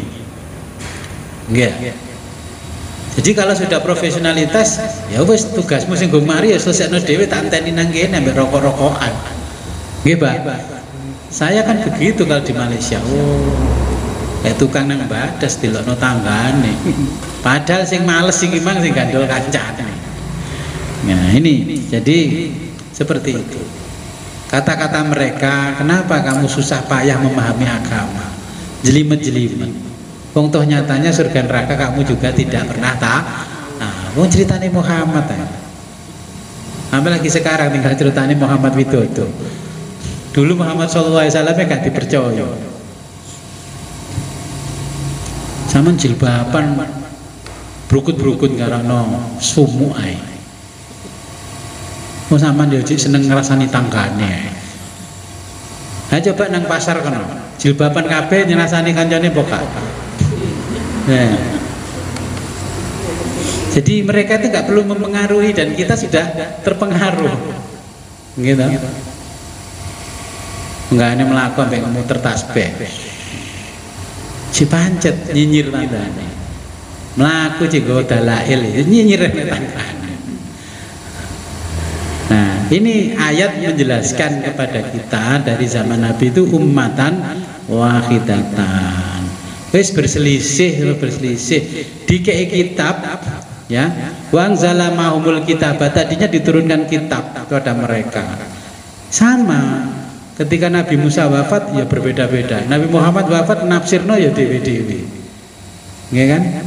Sampai sekarang tafsirnya sholat saja ini loh, orang tafsirnya sholat baca Fatihah pakai basmalah dan tidak, ini sudah macam-macam. Padahal semua orang kayak kita ini sama-sama nggak pernah tahu Nabi itu sholatnya bagaimana, kecuali cerita sambung menyambung yang namanya kola itu. Terus kira-kira yang kola ini kena dipercaya nggak ke atasnya? Makanya ummatan wahidatan itu wa anzala ma'humul kitaba bil haqqi ini ya. Nyatanya memahaminya berbeda-beda. Itu kitab Quran, kalau bukan ketuanya yang menerjemahkan, nggak dianggap sah terjemah selain ketuanya. Bodoh-bodoh Quran ya. Lha apa kok gak gelem lek maca Quran iki? Oh, lek mriki Gus, Quran iku lek sing nerjemahno senes amire gak dipercaya. Bayangkan. Kemenak itu yang ada sekian ribu ulama itu aja gak dipercaya. Dah ini lah kelompok mereka hanya puluhan, terus sekolahnya gak pinter. Ini aja kadang-kadang yang seperti contohnya Indonesia yang kemenak ada cik kelolosan ya, nyetak apa namanya Quran ya, sing naskah cik kelolosan. Nah makanya akhirnya ya begitulah, pecah sampai ila yaumil kiamah. Akhirnya potensi semuanya masuk neraka. Kasihan. Yes, kasihan. Contoh ini ya dari kitab ini. Bihtilafi, dengan perbedaan-perbedaan ini, contoh jenengan sholat, jenengan puasa, jenengan haji. Nanti kira-kira bab haji itu ditulis malaikat bab haji apa enggak? Nah, ketika kan diceritakan di kitab-kitab itu kan begini. Ternyata banyak orang yang merugi di akhirat. Ya Allah, mana ibadah haji saya? Kok enggak ada di sini rapot saya? Ya enggak ada. Kok kamu dulu ketika haji, bab haji kamu ganti dengan bab wisata. Gitu. Ketika kamu umroh juga kamu ganti babnya bab wisata. Nah, kamu sholawatan ya kok ganti babe ora sholawatan. Bab nanggap wong sholawatan. Nah, jadi kita nanti akan kehilangan nilai-nilai investasi di akhirat karena bab itu oleh malaikat diganti. Mana ya Allah? Bab puasa saya mungkin poso ya krono aku kowe supaya poso krono supaya sehat ya, supaya langsing diet, nah gitu, supaya ini akhirnya kan diganti puasa, bab puasa diganti bab diet, bahasa Indonesianya diet. Rugi nggak kira-kira? Rugi. Bab ngapalno Quran, tahfidzul Quran, hamalatul Quran diganti bab musabaqah tilawatil Quran. Ya wis oleh hadiah tentunya. Bab ngaji begini, nah diganti oleh Allah. Bab kursus, akhirnya komersial wis diganti. Nah, jadi potensi pecah-pecah walaupun Allah sudah memberikan penjelasan yang luar biasa banyak, dan yang dihadapi oleh umat Islam dari zaman ke zaman ini kemiskinan. Nanti lihat itu di sinetron Kalau orang pakai, perempuan pakai singlet segini ya, bawa tas, terus roknya pendek, mesti uripe penak. Sing jilbaban celane Mbak, tolong Mbak dia mesti pembantu perane. Saya kadang ya mangkel ndelok sinetron niku. Lek jilbaban mesti celukane Mbak. Berarti Mbak orang mana? Orang Jawa. Orang Jawa kok mesti dadi pembantu to lek nggone sinetron niku. Ngomongnya bahasa Indonesia medok-medok.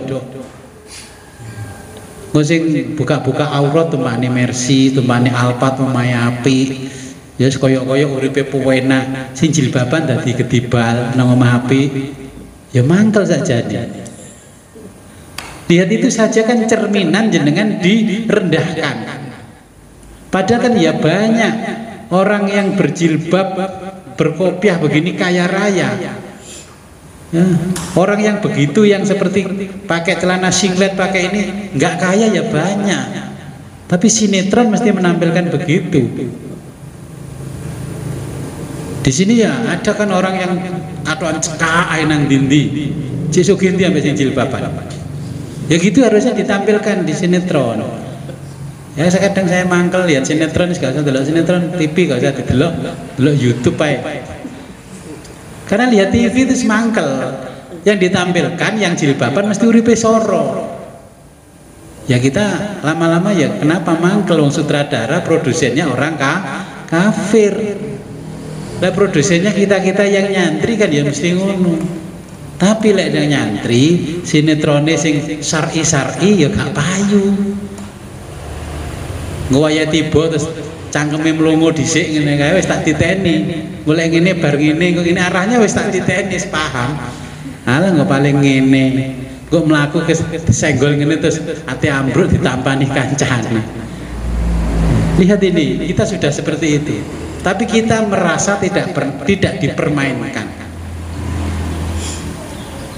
Kalau kita keras katanya nggak toleran. Gitu. Makanya tadi Musa yang dididik di tengah-tengahnya Fir'aun jadi nabi, Musa Samiri yang dididik oleh Nabi Musa sejak kecil malah murtad dan memusuhi Nabi Musa. Ada ulama besar di zaman Nabi Musa namanya Bal'am bin Ba'urok, justru menjadi musuhnya Nabi Musa. Ketika Nabi Musa dikejar-kejar Fir'aun, perutnya Nabi Musa sakit sampai mencret-mencret. Nabi Musa mohon kepada Allah, ya Allah siapa yang buat mencret saya? Oh nama Musa, itu jenis Bal'am. Loh kok Bal'am? Padahal itu ulama yang sejoli dengan Nabi Musa di zaman. Kok sakit nembus kula? Ya iso, dek iku ya ngerti Ismul A'dhamku. Sing nembus awakmu ya mergo Ismul A'dhamku. Loh kok sakit? Kok bisa? Iya, karena aku sudah berjanji siapapun yang mengerti rasanya ilmu a'dhamku untuk baik dan jelek pun itu tetap diijabah oleh Allah. Setelah kejadian itu Ismul A'dham yang satu setelah 99 itu ditutup. Okay. Hanya Asmaul Husna kan cuma 99. Ada satu itu yang namanya Ismul A'dham, tapi sekarang ditutup kecuali orang tertentu yang tahu. Sampai hafal Quran, sholat 5 waktu, gak pernah telat, dihubus-hubus pakai begitu ya tumbang. Ya, makanya setelah kejadian itu ditutup oleh Allah. Siapa yang satu ya? Akhirnya ya Allah yang tahu, namanya Ismul A'dham. Oke, mungkin ada pertanyaan. Saya menemukan Ismul A'dham kok ada di dalam Asmaul Husna. Ya. Kok enggak? Kok ada kok enggak? Apa kurang sofi? Ismul A'dham dengan Asmaul Husna itu kan berbeda. Kalau Asmaul Husna asma-asma yang baik. Kalau Ismul A'dham asma yang agung. Nama Allah yang agung itu cuma satu. Apa Bos? Ya rahasia. Nanti kalau usul pasti tahu. Usul. Kalau usul tahu. Okay. Makanya dengan kejadian Bal'am bin Ba'urok Ismul A'zamnya Allah sekarang tidak ditampakkan dan cerita itu disembunyikan.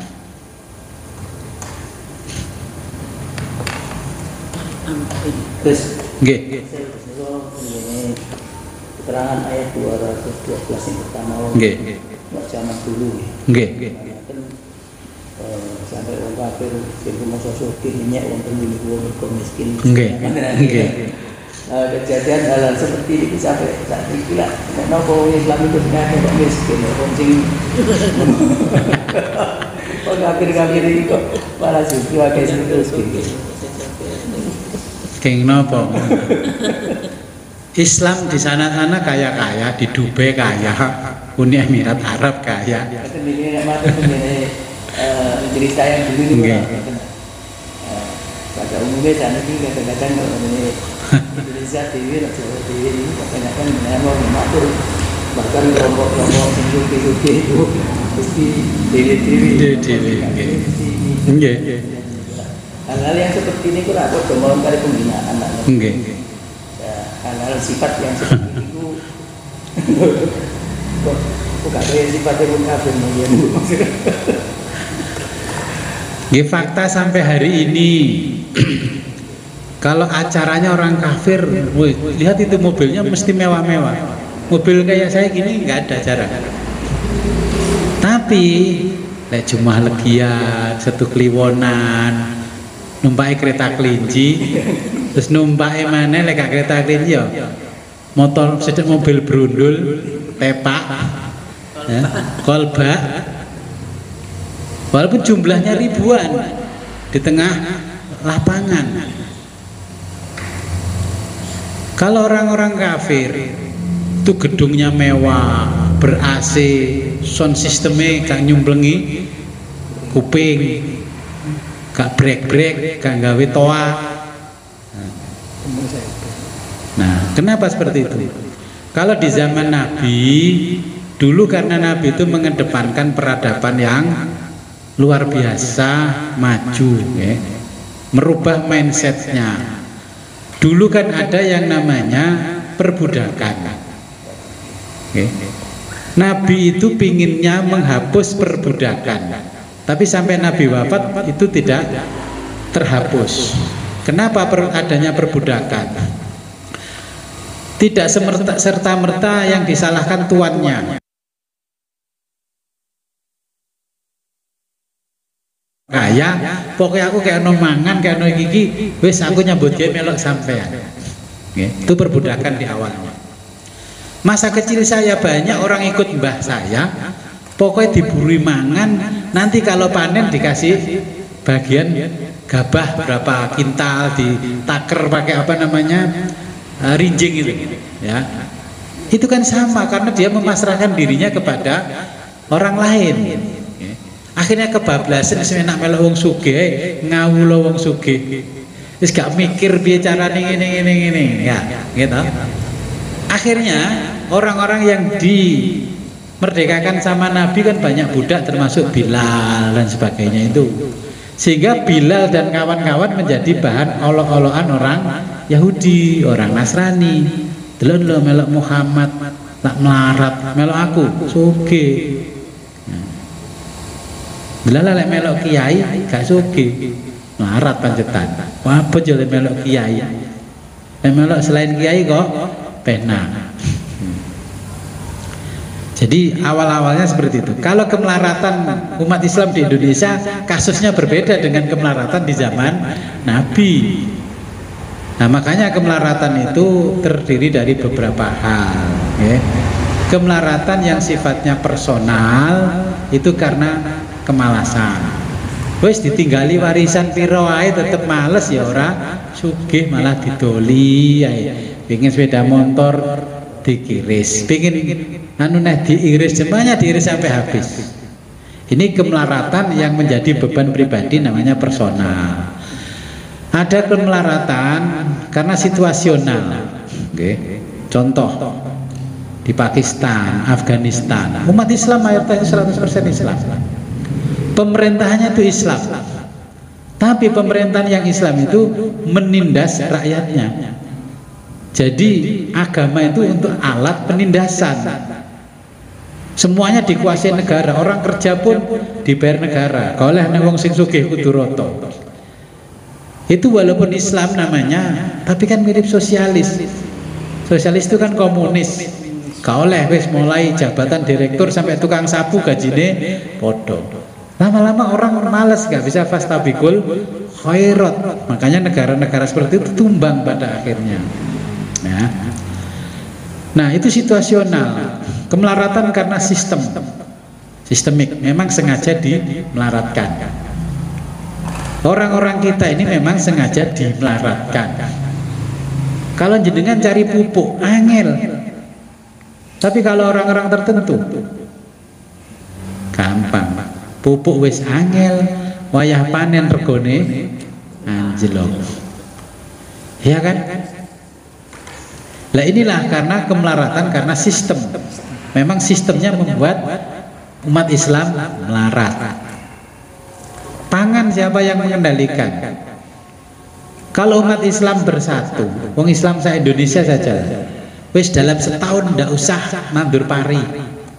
Orang yang punya uang banyak akan makan apa?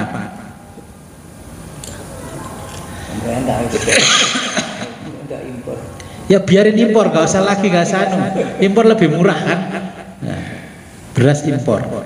Lah saya pesen beras dari Heller, yo krikile akeh. Jadi bukan ngomong kosong, itu loh, masih ada sisanya.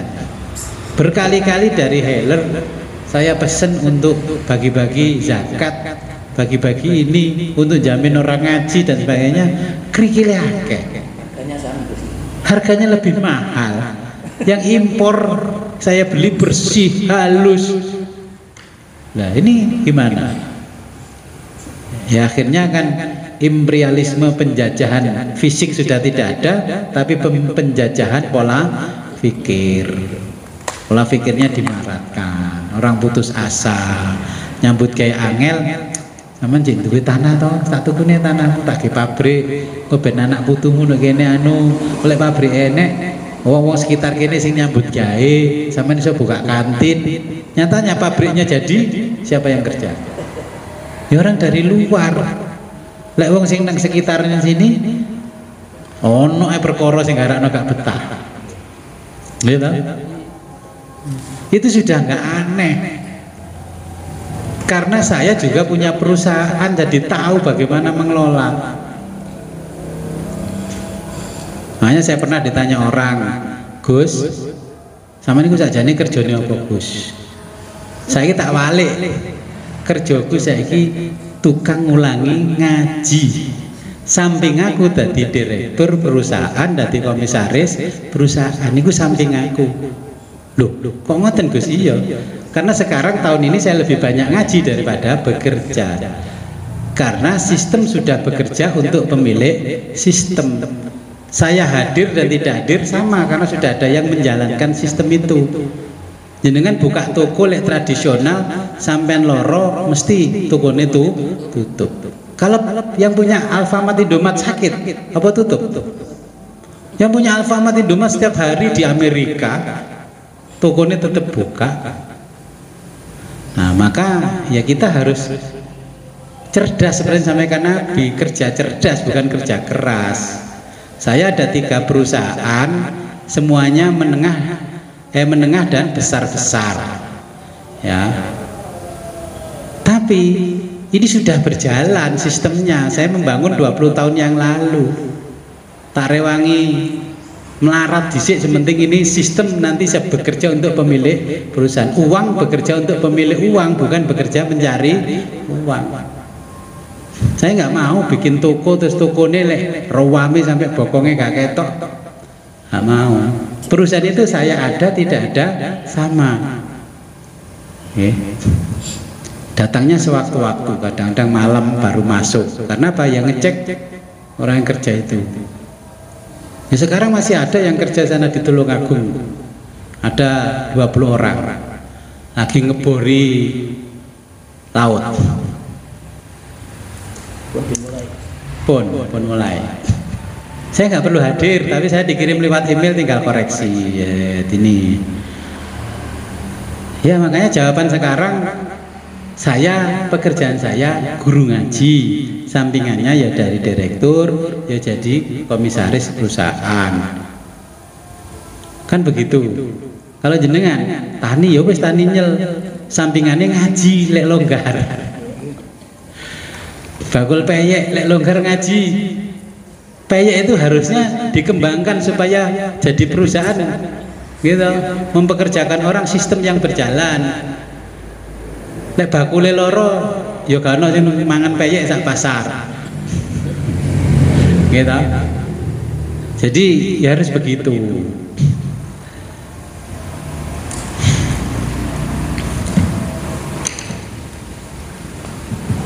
Sampun? Oke, kalau nggak ada pertanyaan sebelum kita akhiri, marilah kita berdoa kepada Allah. Apa yang kita pelajari pada hari ini membawa manfaat barokah fid dini wa dunya hatal akhirah. A'udzu billahi minasyaitonir rajim. Bismillahirrahmanirrahim. Allahumma shalli wa sallim wa barik ala sayyidina Muhammad wa ala ali sayyidina Muhammad wa ala kulli sahabati rasul ajmain.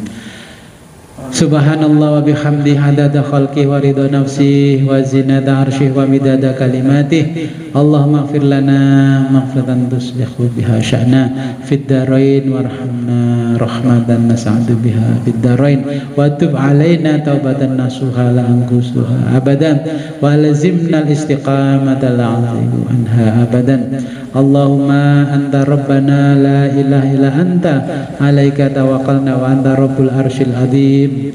Ma sya'allahu kana wa ma lam yasha' lam yakun wa la khawla wa la quwwata illa billahil azim. Alamu anna Allah ala kulli syai'in qadir wa anna Allah qad ahata bi kulli syai'in ilma. Allahumma inna na'udzubika min syarri nafsina wa min syarri kulli dabbatin anta akhidun bi nasiyatiha. Inna rabbana ala siratin mustaqim.